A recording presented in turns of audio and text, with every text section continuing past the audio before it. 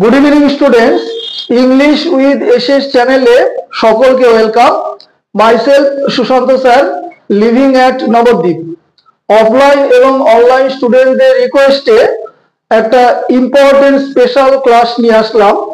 This is special one word. Previous ক্লাসগুলোতে আমি বলেছিলাম যে গ্রামার পার্টের সাথে সাথে ভোকাবুলারি পার্ট অর্থাৎ synonym, antonym, idioms, one word প্রত্যেকে প্র্যাকটিস করবে।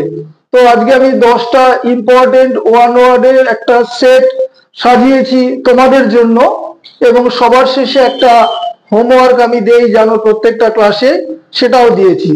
চলো একটা একটা করে আমি শুরু করি।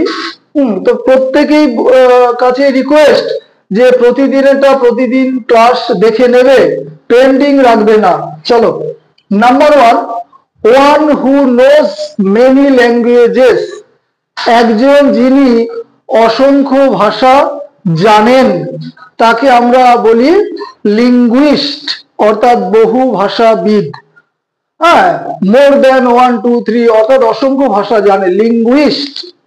Next, one who eats human flesh. একজন যিনি মানুষের মাংস ভক্ষণ করেন বা খান তাকে আমরা বলি ক্যানিবাল অর্থাৎ নরখাদক। ক্যানিবাল, নরখাদক। Number 3, one who leaves his country to settle another. একজন যিনি নিজের দেশ ত্যাগ করেন আরেকটা দেশে গিয়ে সেটেল হওয়ার জন্য। তো এরকম যখন সেন্স তাকে বলে এমিগ্র্যান্ট। এমিগ্র্যান্ট মানে নিজের দেশ ছেড়ে অন্য দেশে যে যায় তাকে এমিগ্র্যান্ট বলে। ঠিক আছে। Number 4, one who hates mankind. একজন যিনি মানব জাতিকে ঘৃণা করেন অর্থাৎ মানব বিদ্বেষী, কি বলে তাকে? মিসানথ্রপিস্ট। মিসানথ্রপিস্ট, মানব বিদ্বেষী। Number 5, murder of a king অর্থাৎ রাজা হত্যা, বা যেটা তোমরা কিলিং অফ এ কিং বলো, রাজা হত্যা বা রাজ হত্যা, সেটাকে ইংরেজিতে বলে রেজিসাইড। Very very important, রেজিসাইড। নাম্বার 6, আরেকটা কিলিং এর উপর দিয়েছি, কিলিং অফ হিউম্যান বিংস। মানুষ হত্যা, সেটাকে বলে হোমিসাইড। হিউম্যান বিংস, মনুষ্য জাতি, তাকে হত্যা করা বলে হোমিসাইড। নাম্বার 7, দেখো গভর্নমেন্টের উপর দুটো দিয়েছি, অ্যাবসেন্স অফ গভর্নমেন্ট অর্থাৎ সরকারের অনুপস্থিতি। আইন কানুন যাই বলো, ল রেগুলেশন কিছুই থাকে না, অনুপস্থিত, তাকে বলে অ্যানার্কি। আর এর উচ্চারণটা নেয় না, অ্যানার্কি। এর মানেটা হচ্ছে অরাজকতা, অরাজকতা। Next, government by officials.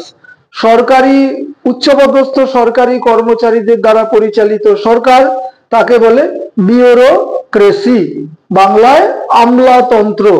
Bureaucracy এই ওয়ার্ডটা স্পেলিং টেস্টে দেয়, একটু দেখে নেবে। আমলাতন্ত্র, বিউরোক্রেসি। নাম্বার 9, সেম ট্রাই রেখেছি, দেখো অর্থাৎ মানে ভাষাটা, that which cannot be read, যেটি সহজে পড়া যায় না, মানে পাঠের অযোগ্য, তাকে বলে ইললেজিবল। ইললেজিবল, পাঠের অযোগ্য। Number 10, that which cannot be conquered, যেটিকে জয়লাভ করা যায় না, অপরাজেয়। কি বলে ওটাকে? ইনভিনসিবল, অপরাজেয়, ইনভিনসিবল। ঠিক আছে। তো এই হচ্ছে 10টা ইম্পর্টেন্ট ওয়ান ওয়ার্ড, প্রত্যেকে নোট ডাউন করে নেবে।